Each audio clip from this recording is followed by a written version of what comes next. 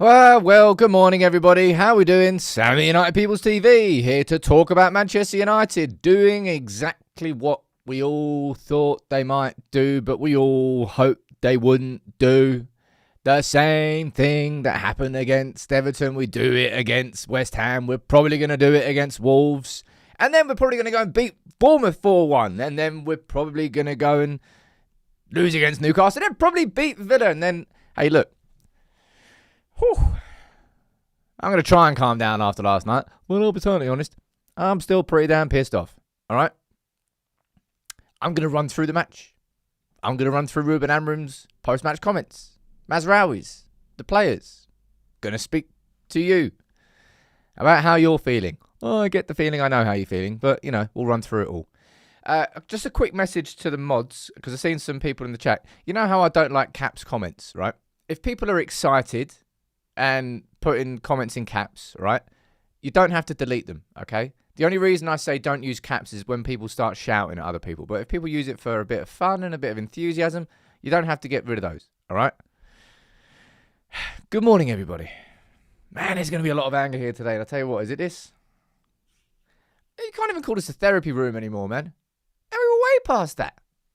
And I heard something on the Talk of the Devils podcast this morning that really made me, honestly, just let out an audible, I think it was a reality check. Let me say hello to everybody. Alex, good morning to you. Carl, good morning to you as well. And Maddie. We've got Steph. We've got some, we've got Steve Denham. We've got Giggity. We've got Jack John. We've got James Wilson, Lozmeister. We've got some non-members too. We've got Shane O'Dwyer. We've got Ruman. We've got Slicks. Andre. Darren. Someone make me feel better. Emmanuel, you're going to have to calm down. Dude. Someone tell me why I have to calm down after watching that last night. Pray tell. My ears are open. I am listening. I've always considered myself a pretty level-headed United fan.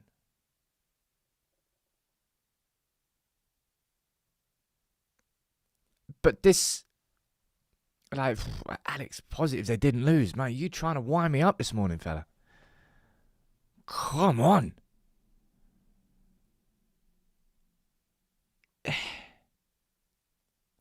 I said it in my post-match reaction. Like one of my immediate thoughts from that game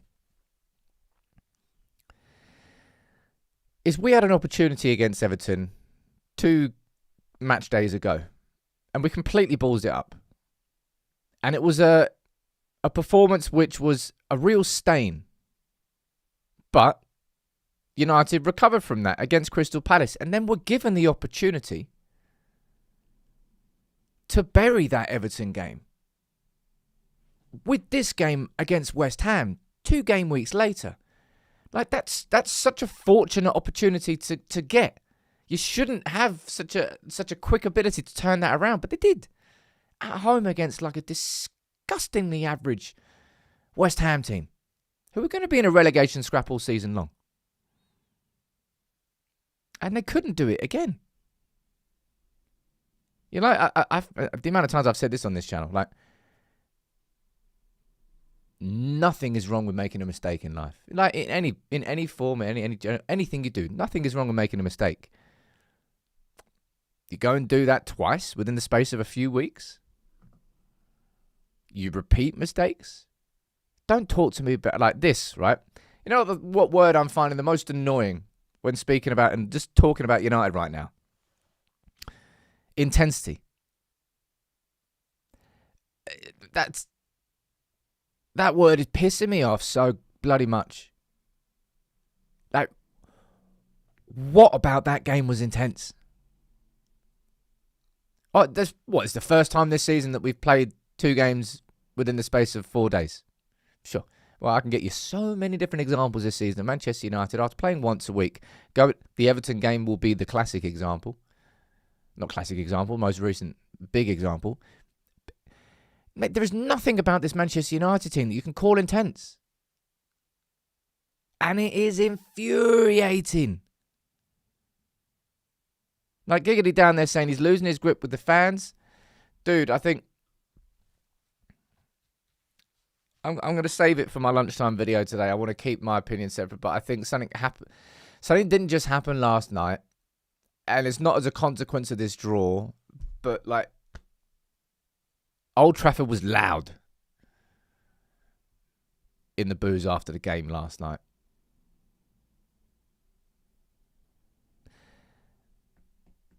Again, to go back to Talking to Devil's Pot, only because I was just listening to it for half an hour. Something that Carl said. He was listening to BBC Radio Manchester, listening to Gaz Drinkwater, talking about, you know, people like say, United are back. The reality might just be that we're thinking about this wrong. And that's what I mean. I let out an audible when I heard this, because I was like, you know what? Probably not wrong. It really feels like Manchester United are absolutely an 8th in the table. We are a mid-table football club. And mid-table football clubs have massive yo-yos. They can go and win a game, and they can go lose 3 games in a row. Then they go and win 2. The swings are huge. That's what being a mid-table team is. That's what mid-table teams are. That's why they're bloody mid-table. Because half the games are good and half the games are shit. They're in the middle. Like no one's saying about us ever being bad, but people try and say that tongue in cheek after you've won 3 games. But the reality is that this Manchester United, it's almost like those wins are the anomalies, and that the actual reality of Manchester United is mid-table. And that's how we play. Like, you can go and do that at Selhurst Park. You can go and win at Anfield. But you can't do it in games where you are expected to win. Review going down there, to be fair, we've got a mid-table squad. We have a half-decent starting 11, absolutely no depth whatsoever. We've only had like 1 attacking injury right now in Sheshko, and we have got no spark going forward.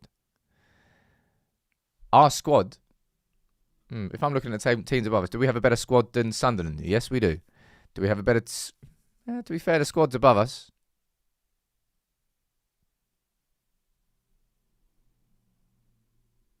Yeah, I think it's pretty reflective of where we are. Look, have we... And I'm sure every team can say this, of course. Have we done what we should have done against Everton and West Ham? We have 5 more points. We'd be level with Villa and 1 point off second. I don't think we are a second football team in this league right now, but the whole league is drunk right now. Apart from Arsenal. Everybody else yo-yoing. And we can't take advantage. I think that's the thing this is the thing that's killing us all right now. Like, for years and years and years, we've just had to sit there and just take like punch, jab, uppercut, headbutt, everything from Liverpool fans, from City fans, even from Arsenal fans. Their teams are fine. Their teams are sustainable. Just getting better. Progression. Slightly getting better. And no problems. Finally, we've got a season where it's all imploding at Anfield. Where it's still not fully clicking with Pep at City. Where even Chelsea are losing away at Leeds. Like, no team is really setting a standard apart from Arsenal. And still, we can't take advantage. That's what's killing us. Well, that's what's killing me anyway. That's what's making this frustration 10 times worse. I mean, saying that, I would be more... Look, this is the thing, right? If City and Liverpool were still flying and United were, say, this table here, and you had City, Liverpool, and Arsenal once they got turn notifications off. You had City, Liverpool, and Arsenal like flying at the top of the table, 10, 15 points ahead of United, and we were just down and out. I'd be angry. Furious. But I'm more frustrated at this table. That's the emotion I've got in me now. It's more frustration than it is anger. I can only speak for myself. I'm going to go down here and read some of your chats. There's a couple of you sent in some super chats too. All right. It's supposed to be a nice show this Friday. Never mind. Connor, you're saying eventually we'll look back on the days we employed this guy and laugh at how anyone ever attempted to justify that the club employed him. He's a coward. Don't sit on the fence or anything, Connor. Chris, you're saying, was sat in front of Wilcox and Bradder. They were seething at full time, just looked on in disgust. Fans next to me said, this isn't the club I want. I mean, it's not.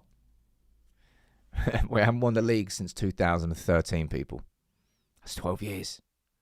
Like, you've nearly got teenagers who have not existed. No, you've nearly got teenagers who have existed when Man United have not won the league. Like, do you know? That's just insane. I will say it again, like, mate, thank you so much to the football gods for allowing me to enjoy what I enjoyed. All right? I will never forget it. I'll go there and I'll be the old man in his rocking chair in the porch. Go, yeah, should have been there, man. Yeah, should have been there. But right now, United are just week in, week out. You've got no idea what's coming.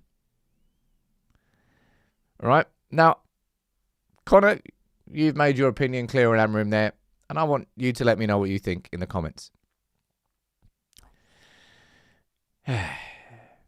Again, that's only because I listened to it just before I went live here. Talk Devils podcast, Ian and Andy, Carl and Laurie were just speaking about how angry Amorim was in his press conference. Like, short answers rather than spread out answers. Longer answers. That's the opposite of short. United, like, if we look at how that game played out yesterday, United didn't start fast. We didn't start fast. First 25 minutes, I wouldn't say West Ham really caused us many or any problems, but we just didn't cause them any problems whatsoever. The last 25 minutes of the first half, it got a little bit better. A little bit more improved. And that point where I think Bruno clipped the post, it was around about 37th minute mark. We looked better going into half-time. Second half, and we kind of continued. Again, not as intense as it needed to be, but we got the goal. And to be fair to Dalot, I thought Dalot played okay at Crystal Palace, and he got his first goal in the Premier League. Well done. Man United are 1-0 up. And then, as the game continues, and this is the mad thing, right? We've got one clean sheet this season, and that's in Sonny Lamond's debut against Sunderland. Uno. Singular. One clean sheet this season. If there's one thing you pretty much can rely on, it's the fact that we're not going to keep a clean sheet. It's the fact that we are just not going to see out a game with a 1-goal lead. Like, that really is predictable now. Really, truly is predictable. It's not a case of going, it'll happen some point. And so, no, it won't. It won't. The problem will just keep repeating itself. Like, we're not going to win a game by seeing out a 1-goal lead. Well, I'm saying that, we just bloody did it against Crystal Palace. Yeah, well done, Sam. You nailed that. You get the point. It's the fucking point, man. You just can't trust anything. Anything you see one week, you won't see. Anything you see one week, you won't see the next week. But then, of course, it came from a corner. Of course it did. That's the Premier League these days. Let me see what you're saying down here. What was Yoro doing on the corner? I don't know. I haven't watched it back. Steve saying it's more than the manager. He gives them instructions. They just don't do it. It's an easy fix, says Chris. Play 4-3-3. Like, Chris, like, with respect, it's not going to happen. Like, so whether you say it's an easy fix or not, it's not going to happen. So it's just, I'll be honest, it's just a silly suggestion. Because we all know it's not going to happen. Play with the handbrake on, someone says down there. Sam, we couldn't see how that 2-0 lead against Lyon. Look, even the mad part here, right? And I was going to pull this up later. Even bloody 3-0 up. Even 3-0 up against Brighton at Old Trafford. And I think that's when he brought Aiden Heaven on. I think Dorgu came on too. Even at 3-0 up at Old Trafford. Mistake by Dorgu. Welbeck's goal. Retreat. Second goal. Crap yourself. And boom, a breakaway. 4-2. Lovely. Even with bloody 3 goals. you still can't believe that this United team is going to comfortably see out a game of football. It's for a manager who plays with the back five, it's genuinely hilarious how shit we are at keeping clean sheets and how bad we are at seeing out a game. Because, like, the justification for for approaching the ends of games in the way that Amorim approaches them should be that you are more defensively resolute. And, like, you know what this reminded me? I was going to mention this in my lunchtime video, but this really reminded me of, like, I'll take you back to when Fergie went. And when Fergie went, and we didn't know who was going to replace him, and then I think Fergie might have sat down with Pep and there was conversations about Mourinho. I was so staunchly against Mourinho. Like, I was on my goddamn high horse. I was like, as if United need Mourinho.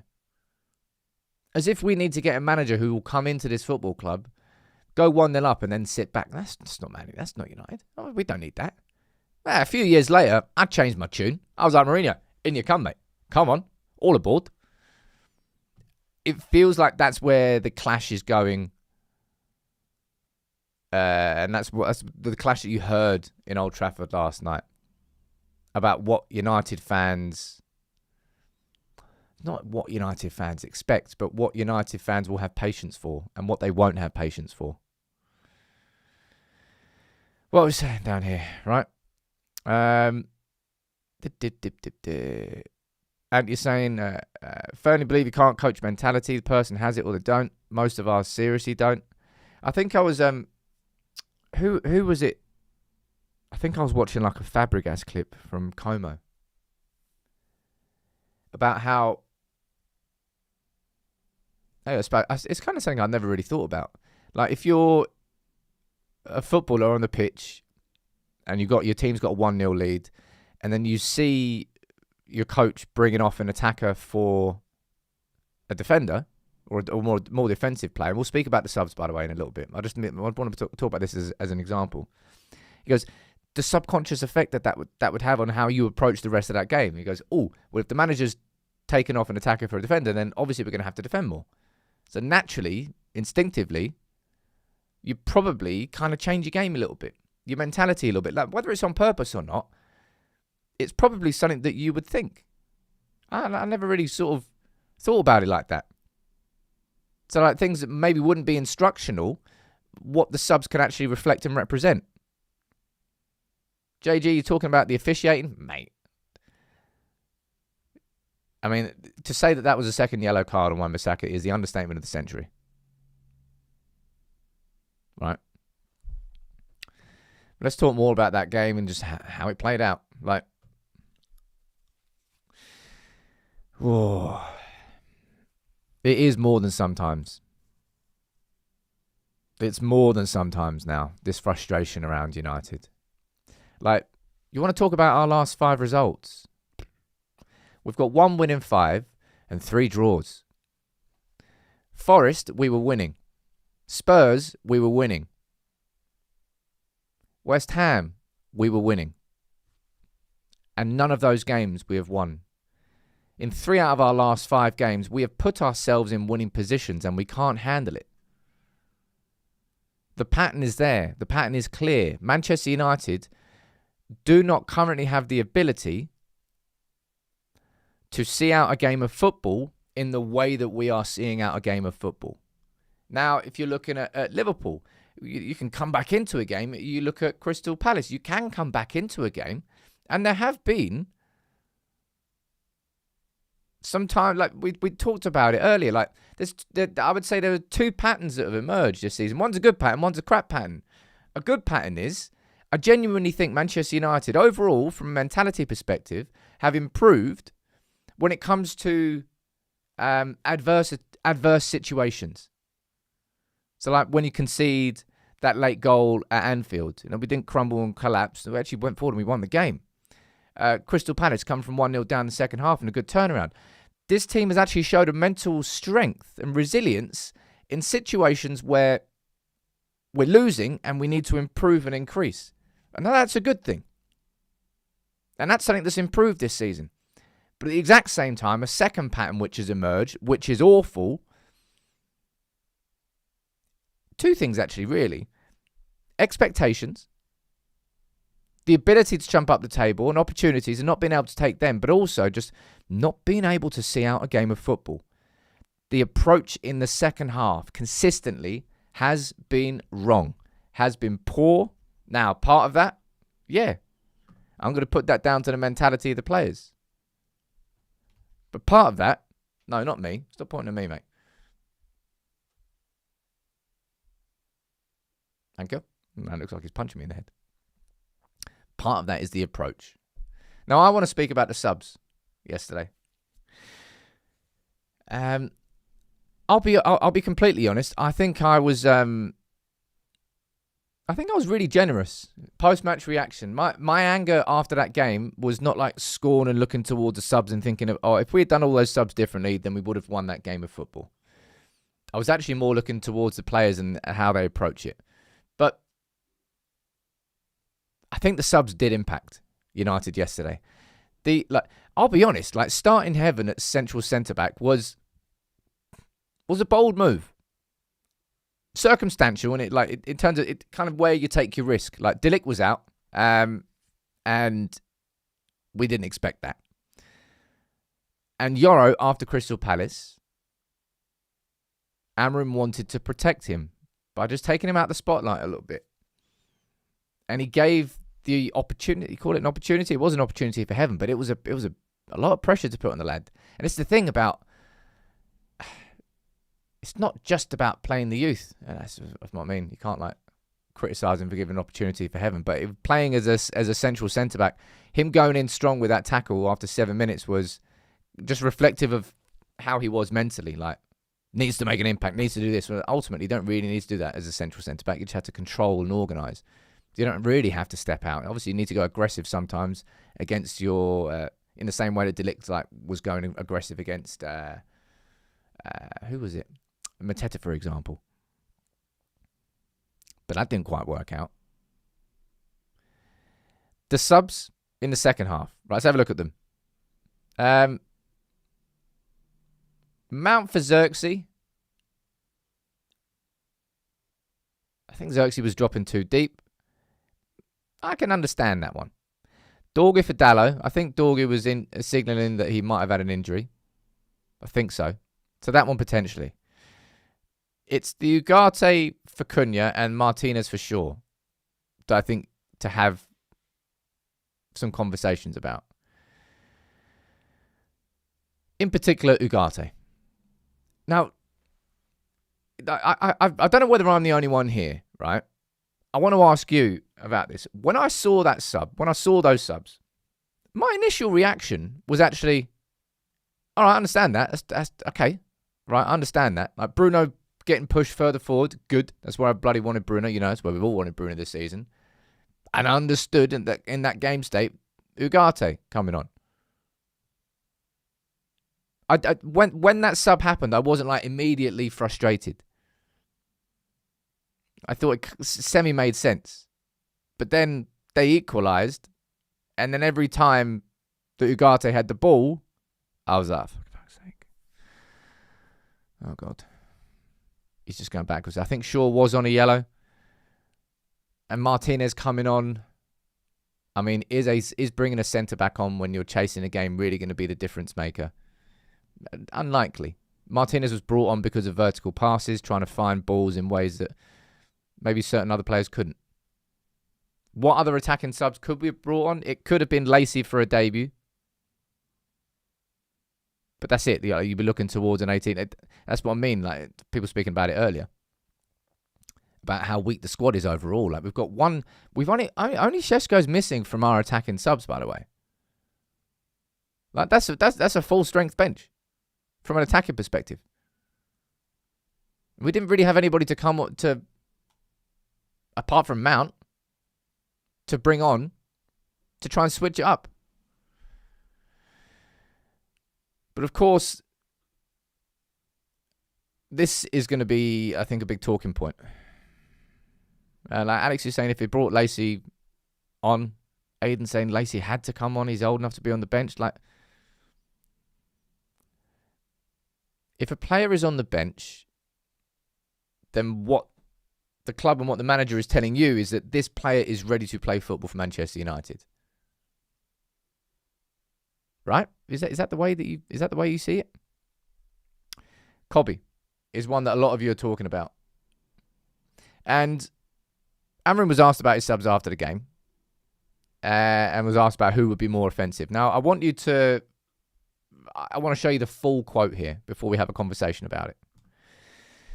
He was asked, you made 5 changes overall. 4 of them were defensive players who came on. I know it probably didn't have the impact you wanted it to, but in hindsight, would you not be that conservative when you're 1-0 up?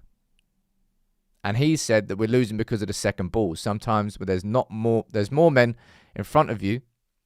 Sometimes there's not more men in front that you are going to win the ball. We have more men to put in the offense. Who would be more offensive? And he was asked about Cobby directly. And he explained about Mount playing the position. He wanted to push Brian further forward. I'll be honest. Like, Mbumo, game passed him by. Cunha, game passed him by. And I don't know whether... I don't know whether Scholes has deleted this or not. But I think it's fair to say that Scholes was pretty angry at the decision not to bring Cobby on. Now,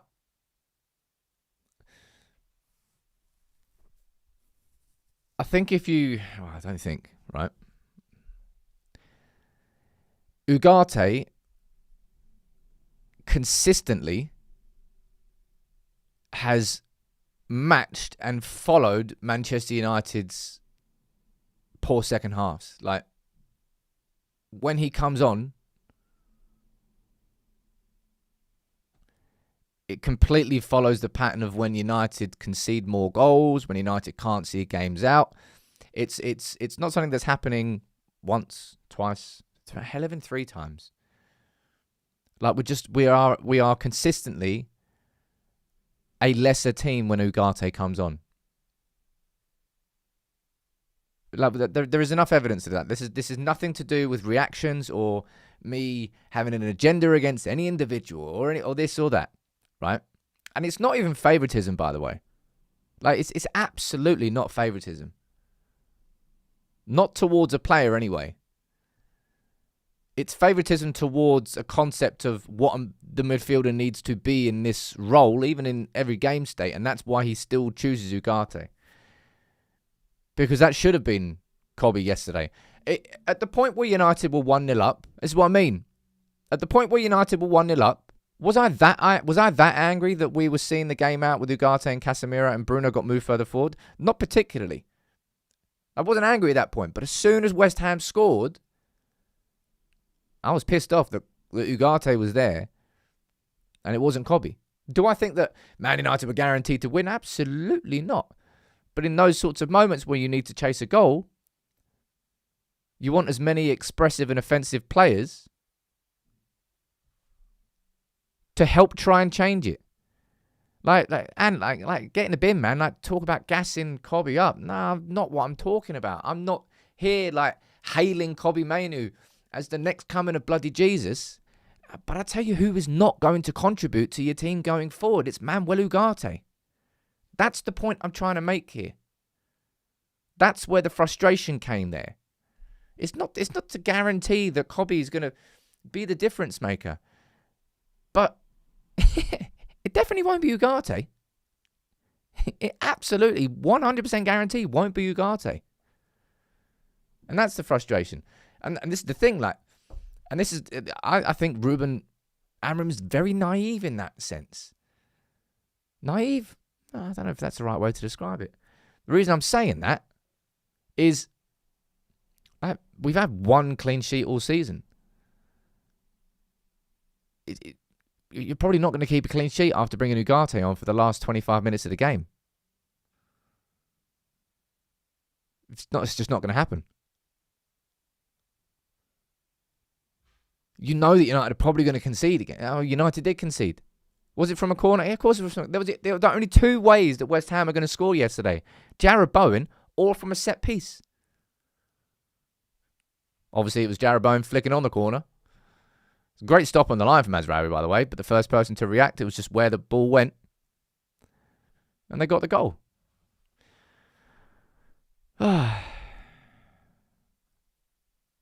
Man.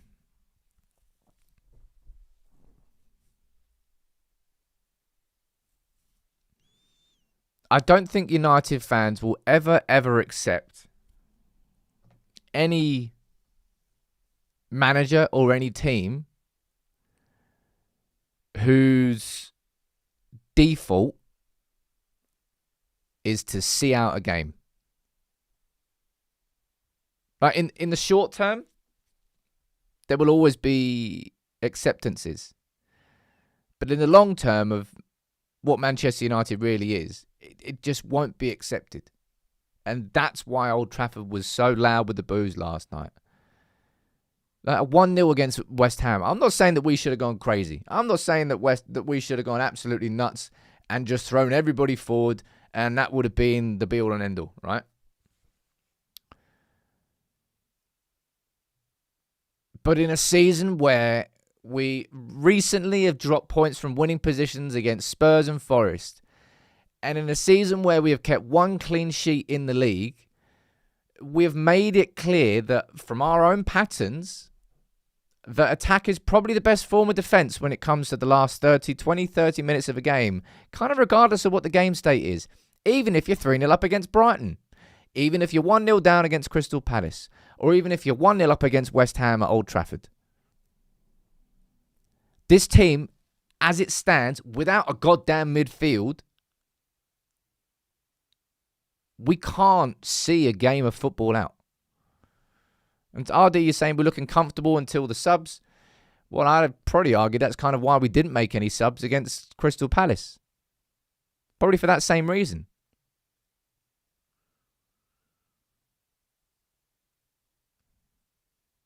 Like, just idiots, man. A lot of them. Just idiots.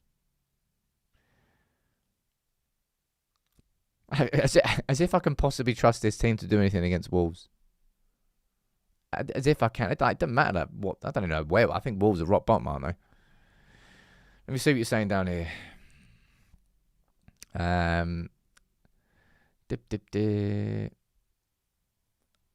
Booed last night was due to the referee blowing early. Well, I don't think it was. I don't think it was. Francis saying these are the games we should aim at killing it early. Hey, look. I mean, how many times have we all said that? I mean, I know you're right. I completely know you're right.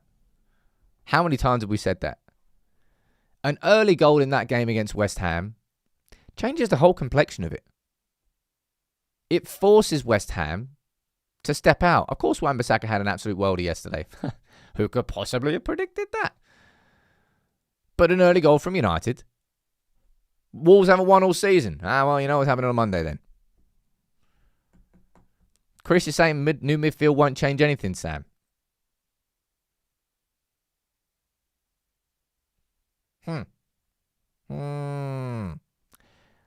Okay. How many times have you said what? Not to sell one player for a proper... What are you talking about? Proper rebuild? Rebuild conversations. Amorim has got to switch up the approach to the last... The whole second half strategy of Manchester United needs to get in the bin. All of it. Because it's not worked all season. If I was to go back and look at the table, should we do it again? See if we can find this table. Prem form table first, second half. Don't actually know what to type in. That one there? That's last 6, last 10. What's the website where you can look at the form from first half versus second half? There you go. First half table, second half table. Is that it?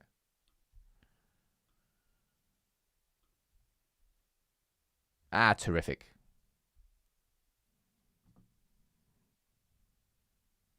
There you go. So that's Manchester United down there. Second half table. Relegated. Man United getting relegated. Like, switch up how you're approaching the second halves, man. Players, manager, everything. That's the issue. That's the issue. Well done, Sam. You've solved it. What a great coach. You should just go there and dug out. Very simple like that. That's why United are as crap as we are, because I could still show you the first half table. Manchester United are currently fourth. In the first halves of football, we are fine. There's problems, there's issues, lack of intensity. Yeah, I know that. But ultimately, we're actually performing in the first halves. But Jesus, it's so bad. The game management, whether that's player mentality, subs, strategy, approach, whatever it is, it's just atrocious, man. And Aiden, you're talking about stop making subs unless he needs to. Heaven, I think that was a pretty fair sub. I suppose you could have left Xerxes on if you wanted to. What were the other subs?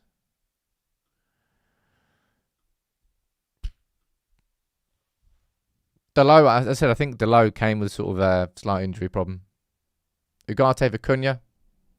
Again, you could have left Cunha on, but that was his first game back after a couple of games out, and I don't think Cunha was particularly on it at all. Martinez for sure, and you could have left that one there.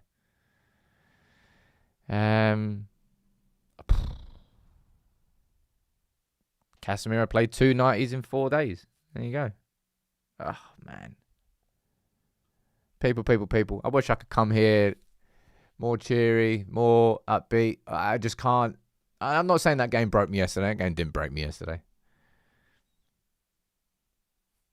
My low point came after Brentford. That was where I was looking at this going, I just don't see where any momentum's coming from. I really, really don't.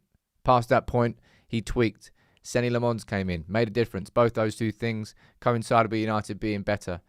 I've reached a point now where I really do fundamentally feel that there has to be some changes, or like this pattern's just going to repeat.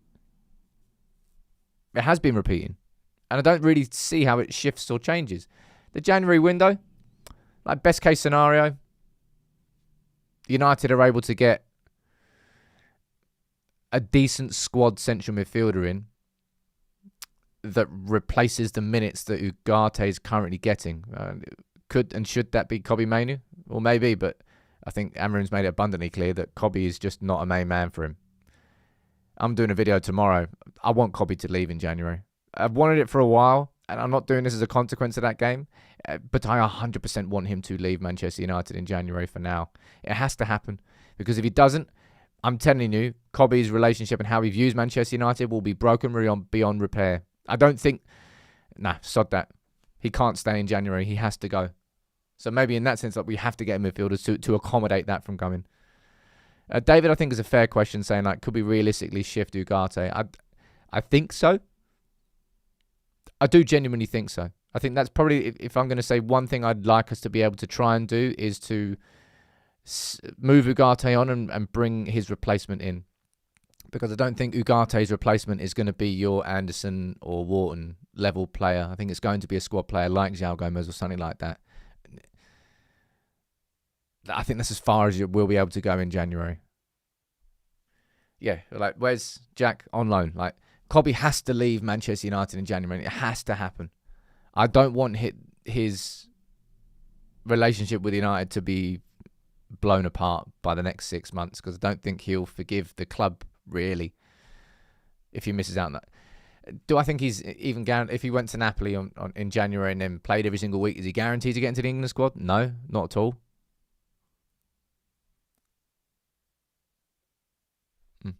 Like Stephen down at, like, loads of you down there. I know you Actually, one sec. You're all right to mention this. I've got the link for today's quiz. We'll try and end on a good note. Right? I've dropped that down there. Let me pin that to the chat. That's the link for today's quiz. We won't start the PS5 raffle today. We'll start it on Monday.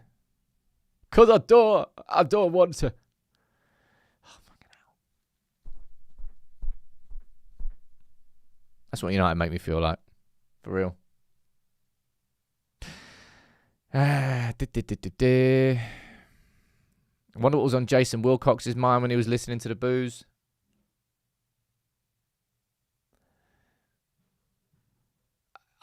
You know my personal take. Right? You know my personal take.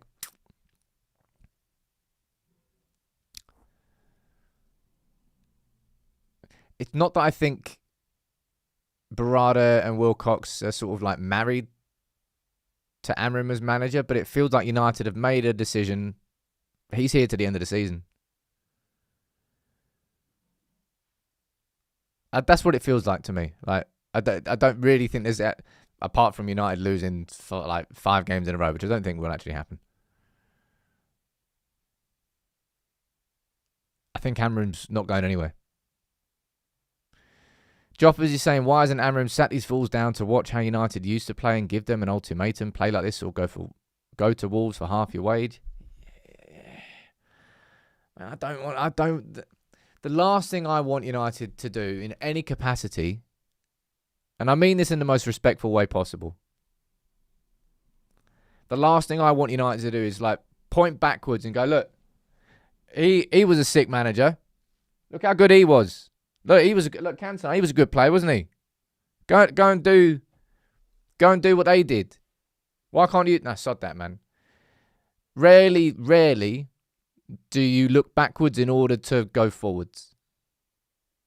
I don't just mean that in football, but I don't particularly just think in life that's a good thing to do. Always focus on what's ahead. Always focus on what you can change and what you can do. Not what someone else has done and what you should trying to replicate. There's a couple of super chats down here. Let me read these out. Anti saying Arteta's had 8 years now to win nothing still. It feels like the moons have aligned. Moons have aligned? Planets have aligned? Sod it. Feels like Arsenal are going to win the league this year. I'll be honest. Mr. Menu saying, I'm sick of the players playing for money and not seeing this game out. Hey, it's not even playing. I didn't look at that second half and think, oh, they're just playing for money. I just look at that second half and think, this team still feels so much safer in an underdog environment. And I thought that about Solskjaer's United. I always thought that was one of the things that held him back. He was incredible at inspiring Manchester United to, when your backs are against the wall, to come out there, like, you can't knock us down, you can't do that, boom. But whenever the opportunity under Solskjaer came for us, that we went top of the table once and we absolutely shat our pants. And then that's when Guardiola's City went on like a 12-13 game winning streak, and then our arses fell out. We couldn't do anything. Now, exactly the same sort of thing is happening right now with Amorim. He's been able to help repair part of the resilience of this United team, which has come back this season. But any opportunity we can... What's top 4 I can see there? That arses fall out. When expectations return, they can't deal with it. They don't know what to do with it. They don't know how to handle it. And Amorim can't teach that. Not currently. And you're saying, ultimately, I feel this is 70% of the players not doing enough, having old mental scars, and 30% Amorim making mistakes, but Ruben will pay for it. Well, managers do. Like, if a team wins the league, the manager's great. If a team loses, it's down to the manager. It does always fall at the feet of the manager. Do I think that was players not doing enough in that game? Yeah, they were crap going forward, man. We've been pretty crap in attack. Let's be honest. Like, for a team that I think, goals-wise, I think we're actually not doing too bad in context of the rest of the Prem. I think I mentioned this the other day. Like, goals forward, 22. Like, we're very much in the realms of all the teams around us. City are away with it, and Arsenal are top of the league. But everyone else, we're kind of on par. It's how many we're bloody conceding. So I'd actually say it's more the defence than anything else, which is the hilarious thing about... a team that's playing 5 at the back a lot of the time and making a lot of defensive substitutions. You think if there's one thing they're going to get right, it'll be the defensive side of things. And Joe, you're saying, why isn't Amorim sat there? Oh, I've already ran through that super chat. Man.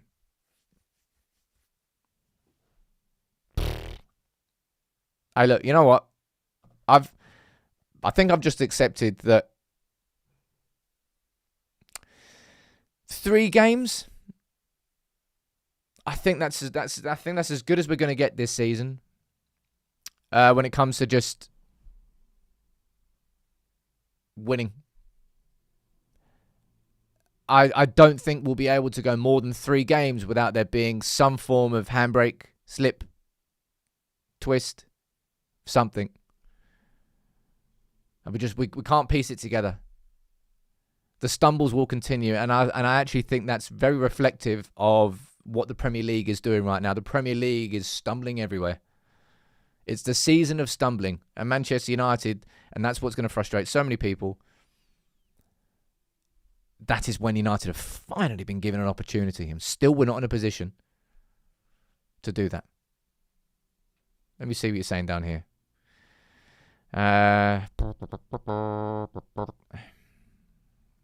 Long way to repair. It's only his first proper season. Amorim needs time. Siraj, and I mean this with the greatest of respect, because, again, anybody who's been here long enough, I'm not just someone who's just, he's getting rid of the manager, getting a new one in, that'll solve all the problems. When it comes to Manchester United fans and patience, Man United fans, they won't be frustrated. They're not going to be angry if you lose a game of football. If you lose a game of football, you leave everything on the field. You got blood on your brow. Like, you've done everything, but it just wasn't quite enough. Like, you've been attacking, like, you've hit the bar, you've hit the post, it's frustrating. You've done everything going for... No United fan is going to be angry about that. But what United fans won't settle for is an approach to see out games of football and then balls it up. And we've done that so many times this season. That I feel is at the core of why the boos are at Old Trafford. That's that we talk about identities. That's where the clash is.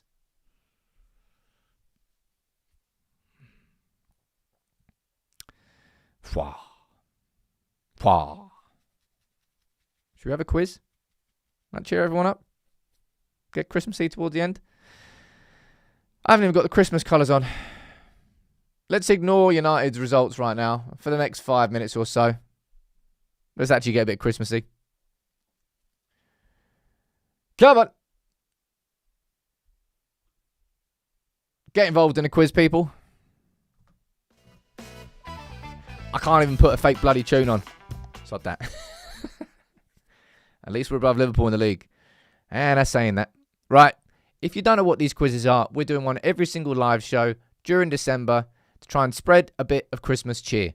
And there's a prize, there's a giveaway every single... What we've done so far, we've given away a Stan Chow Casemiro poster, a Kobe Mainu poster, a 5 Cantona sweater, some Scholes designs as well. I know we're all angry in here. That's why we try and come and we chat and we try and have a conversation. Alex is saying we've reached 10,000 members in Discord. Do you know how mad that is?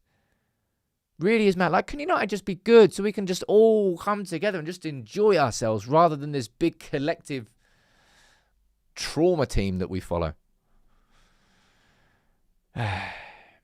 Pat's saying, I'd hate to see you lot if we lost. It's a process. Like, Pat, I know you're trolling down there. I know you are. Like, I mean, if you're not trolling, then no, you definitely are. This isn't a case of throwing it's a process out anymore. This isn't a case of pointing at the manager and saying, sack him and all of our problems are fixed. Both of those two things, I think you're just kind of trolling.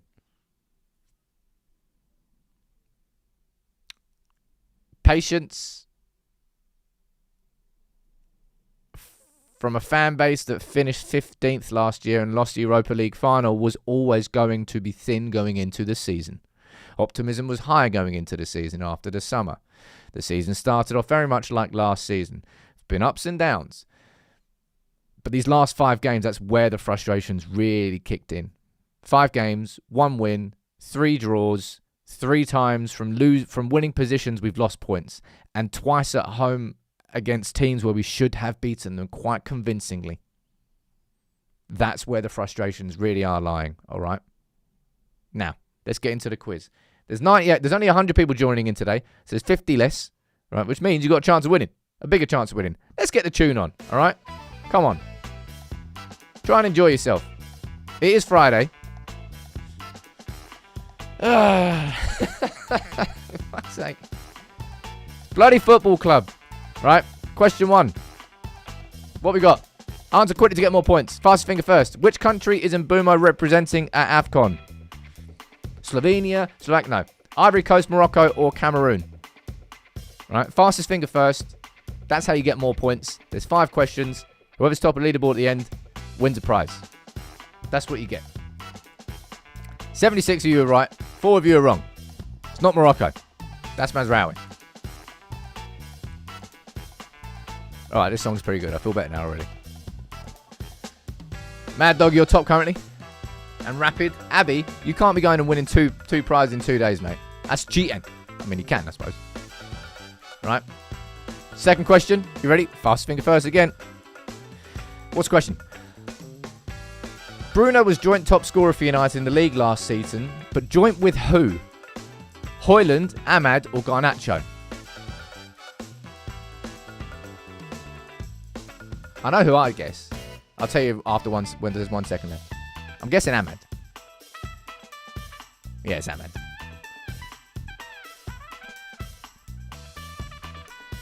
Right. Let's see who's top after that one.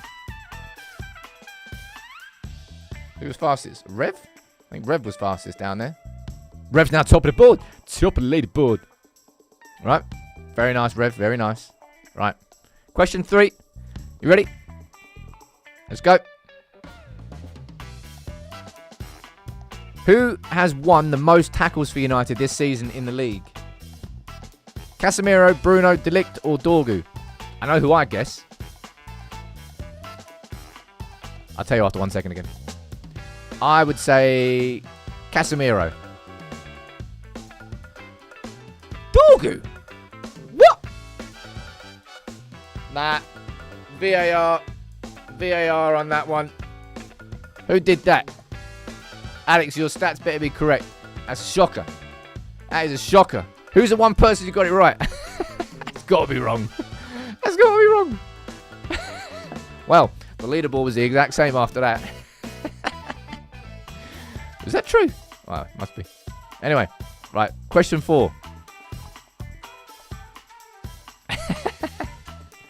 One of United's coaches is an expert in hamstring injury prevention, but who? We mentioned his name, actually. Amorim, Candido, Barrera, or Fernandez?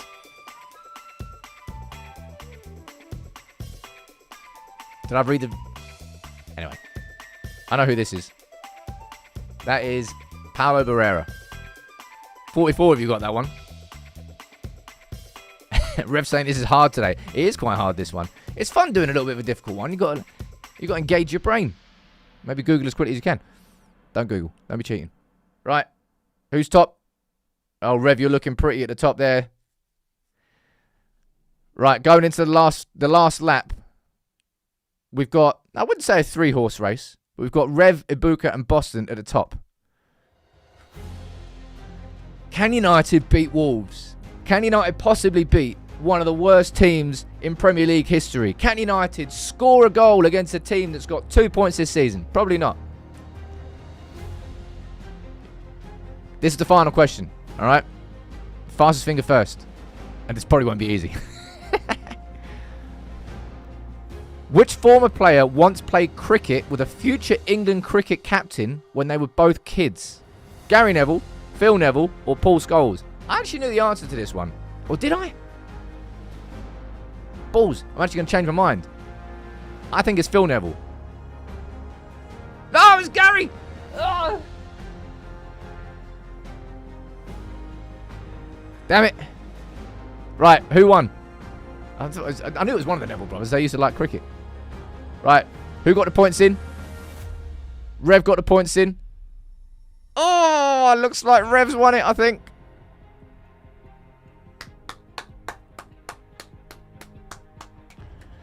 It's fantastic news. We've got a winner in the comments. Mr. Rev and Renovate. Well done, mate. John, you finished 75th. You're awful. It's disgusting. You're as bad as United are. Someone else finished 69th. Shocking. Go back to the training ground. Right, all jokes aside.